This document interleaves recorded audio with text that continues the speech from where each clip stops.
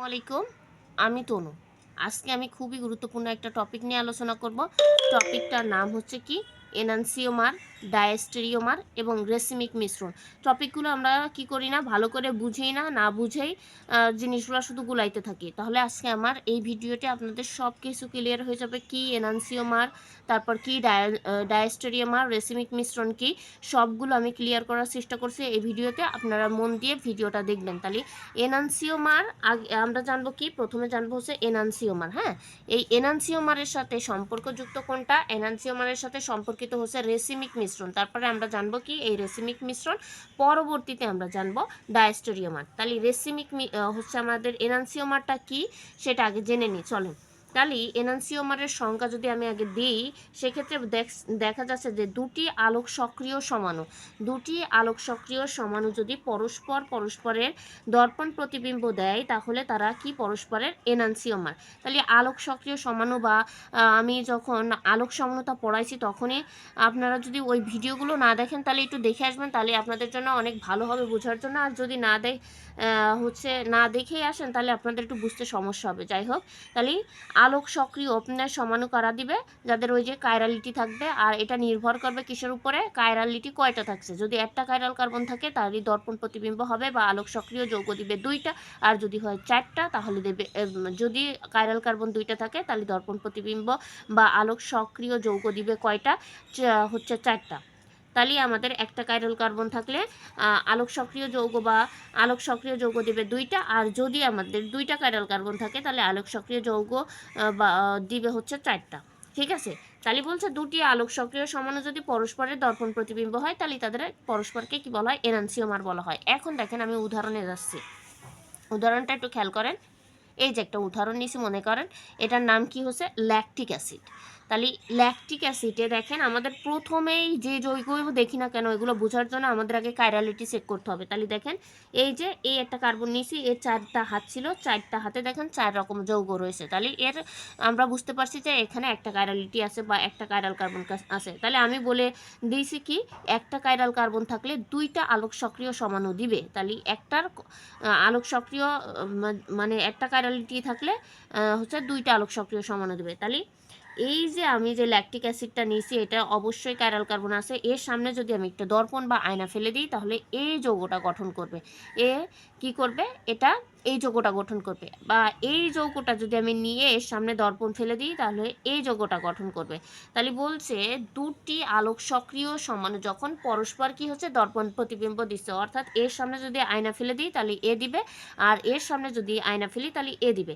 এরা কি হচ্ছে? আলোর দিক ঘোরাচ্ছে। এ যদি ডান দিকে ঘোরে এটা বাম দিকে ঘোরে। তাই এটার নাম, যেহেতু এই অ্যাসিডটার নাম হচ্ছে ল্যাকটিক অ্যাসিড, তাই এটা যেহেতু ঘড়ির কাঁটার দিকে ঘোরাচ্ছে তাই এটা হচ্ছে প্লাস ল্যাকটিক অ্যাসিড বা ডি ল্যাকটিক অ্যাসিড, এটা হচ্ছে মাইনাস ল্যাকটিক অ্যাসিড বা এল ল্যাকটিক অ্যাসিড। তাহলে এরা কি করছে? এরা পরস্পরের দর্পণ প্রতিবিম্ব দিচ্ছে, তাই এরা কি পরস্পরের কি হবে? এনানসিওমার হবে। কি হবে? এনানসিওমার।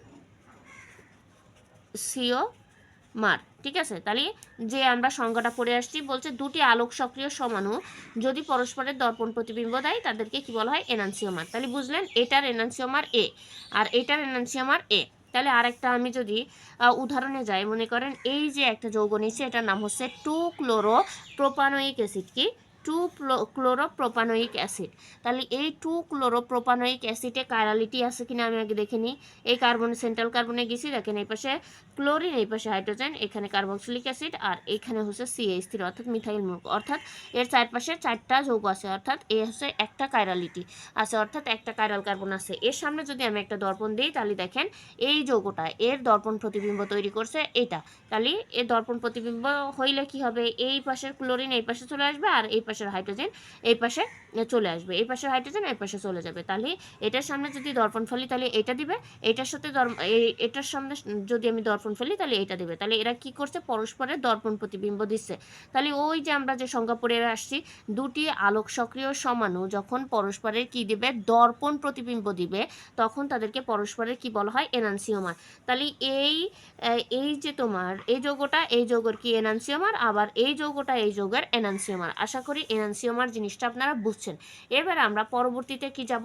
পরবর্তীতে যাব হচ্ছে রেসিমিক মিশ্রণ। কিসে যাব, রেসিমিক মিশ্রণে যাব। কারণ কি এর এই এনানসিওমারের সাথে রেসিমিক মিশ্রণটা সম্পর্কিত রয়েছে, এই জন্য আমরা কি করব, আগে রেসিমিক মিশ্রণের সংজ্ঞাতে যাব। তাহলে চলেন রেসিমিক মিশ্রণটা কি বলছে, বলছে দুটি এনানসিওমার, যেহেতু এনানসিওমার পড়ে আসছে, এখানে এনানসিওমারের সাথে সম্পর্কযুক্ত রয়েছে, তাই এটা পড়াই দিচ্ছি আমি আগে। দুটি এনানসিওমারের সমমোলার, এই জিনিসটা খেয়াল রাখতে হবে, সমমোলার, দুটি এনানসিওমারের সমমোলার মিশ্রণকে কি বলা হচ্ছে, রেসিমিক মিশ্রণ বলা হচ্ছে। তাহলে আমরা এখানে পড়ে আসছিলাম, দেখেন এ এর কি এনানসিওমার, এদেরকে কি বলা হচ্ছে, এনানসিওমার বলছে। এই এনানসিওমারের বলছে সমমোলার মিশ্রণ, কত মোলার, সমমোলার মিশ্রণ। তাহলে আমি যদি একটা মিক্সার গঠন করতে চাই, মনে করেন আমি একটা এই পাত্র নিছি, এখানে আমি কি করব, এই ল্যাকটিক অ্যাসিডের মিশ্রণ তৈরি করব। এখন এরা তো দুটো আলোক সক্রিয় সমন্বয় এবং পরস্পর এনানসিওমার, তাহলে আমার এই যৌগটাও যতটুকু নিতে হবে, এই যৌগটাও ততটুকু নিতে হবে। মনে করেন যে এটার ভিতরে আমি কিছু পরিমাণের কি নিলাম, দ্রাবক নিছি, নিয়ে এই যৌগর দিছি 50%, হ্যাঁ, আর এই যৌগর আছে নিছি হচ্ছে 50%।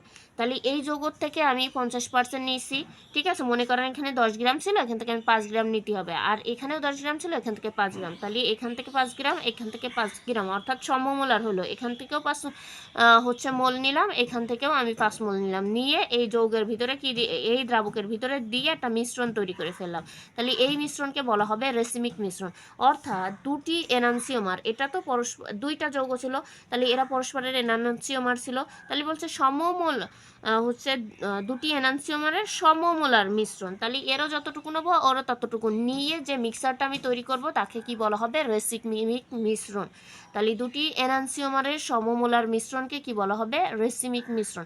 আশা করি রেসিমিক মিশ্রণটা আমি বুঝাইতে পারছি।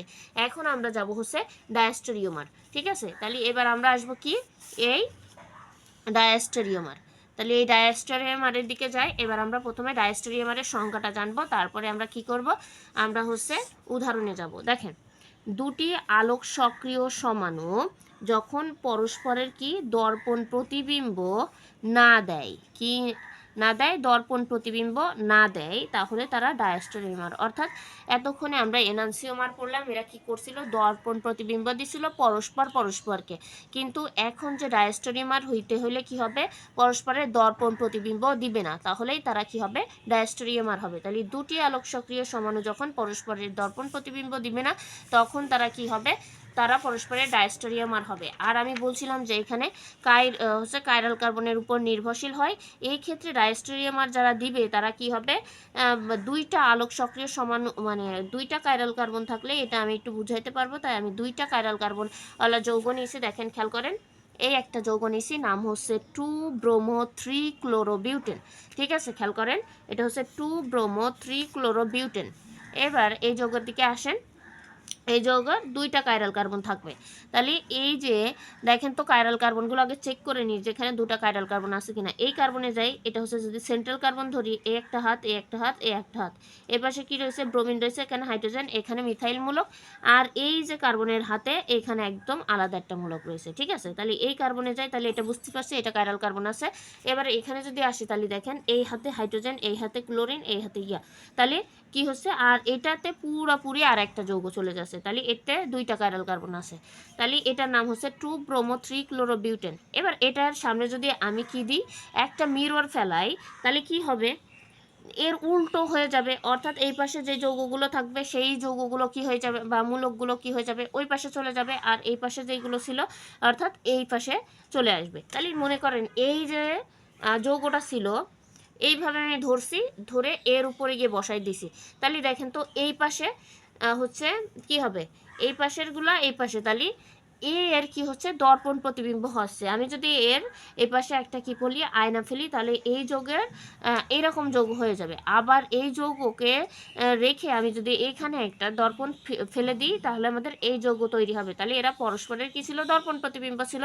এবার দেখেন এই দুই কাইরাল কার্বন বিশিষ্ট যৌগ যে চারটা আমাদের কি হবে, আলোক সক্রিয় যৌগ গঠন করবে। কিভাবে, প্রথমে কি আমরা এই দুইটা কার্বনিক কিন্তু কাইরাল কার্বন কি করছিলাম, ঘুরাই দিয়েছিলাম, অর্থাৎ ধরে বসাই দিয়েছিলাম বা ঘুরাচ্ছিলাম। কিন্তু এই যে 3 নম্বর যে যৌগটা গঠন হবে অর্থাৎ 2টা কিন্তু এইভাবেই হয়ে গেল। এবার 3 নম্বরটা কি হবে, এখানে যেহেতু 2টা কাইরাল কার্বন ছিল, একটা কাইরাল কার্বনকে আমাকে স্থির রাখতে হবে আর একটা কাইরাল কার্বনকে ঘুরাইতে হবে। মনে করেন এই যে 2টা কাইরাল কার্বন ছিল, একটা কাইরাল কার্বনকে অর্থাৎ এতটুকু আমার সেম রেখে দিতে হবে আর এইটুকু আমার ঘুরাই ফেলতে হবে। কতটুকু? এইটুকু আমার ঘুরাই ফেলতে হবে। আপনারা এইটা বসায় রাখতে পারেন, এইটাও ঘুরাইতে পারেন, কিন্তু কোনো সমস্যা হবে না।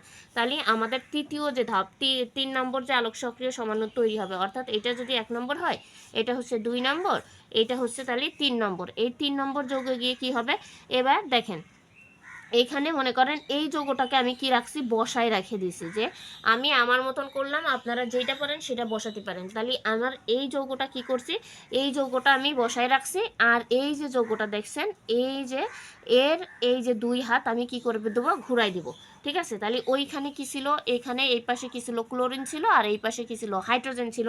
এবার এই পাশে আমি কি করছি দেখেন, এটা কিন্তু আমি সেম বসায় রাখছি, উপরে যেভাবে রাখছিলাম ওইভাবেই রাখছি। এবার ঘুরাইছি কি, ঘুরাইছি এই দুটো ঘুরাই দিছি, মানে এই কার্বনটা আমি ঘুরাইছি। ঠিক আছে, এই কার্বনটা ঘুরাইছি, আর আগে এই কার্বনটা যেইভাবে ছিল এইভাবেই ছিল। তাহলে এই পাশে কি ছিল, ক্লোরিন ছিল, আর এই পাশে হাইড্রোজেন ছিল। তাহলে আমার এই পাশে এখন হাইড্রোজেন চলে আসছে, এই পাশে ক্লোরিন চলে আসছে, আর সেম টু সেম সব থেকে যাচ্ছে। তাহলে দেখেন তো, আমি এই যে এই যে যৌগটা ছিল, এই যৌগের সামনে যদি আমি দর্পণ দিচ্ছিলাম, তাহলে এইটা তৈরি হচ্ছিল। এখন দেখেন তো, আমি যদি এই যৌগের পাশে একটা দর্পণ দিয়ে দিই, তাহলে কি আমি এই 3 নম্বর যৌগ পাবো? পাবো না, অবশ্যই পাবো না। তাহলে এ কিন্তু এটার দর্পণ প্রতিবিম্ব নয়, এটার দর্পণ প্রতিবিম্ব হচ্ছে এটা। 1 নম্বরের দর্পণ প্রতিবিম্ব 2 নম্বর, হ্যাঁ, 2 নম্বরের 1 নম্বরের দর্পণ প্রতিবিম্ব কিন্তু 3 নম্বর নয়। আবার এই 2 নম্বরের দর্পণ প্রতিবিম্ব কিন্তু 3 নম্বর নয়, অর্থাৎ 1 নম্বরের দর্পণ প্রতিবিম্ব 2 নম্বর, 2 নম্বরের দর্পণ প্রতিবিম্ব 1 নম্বর।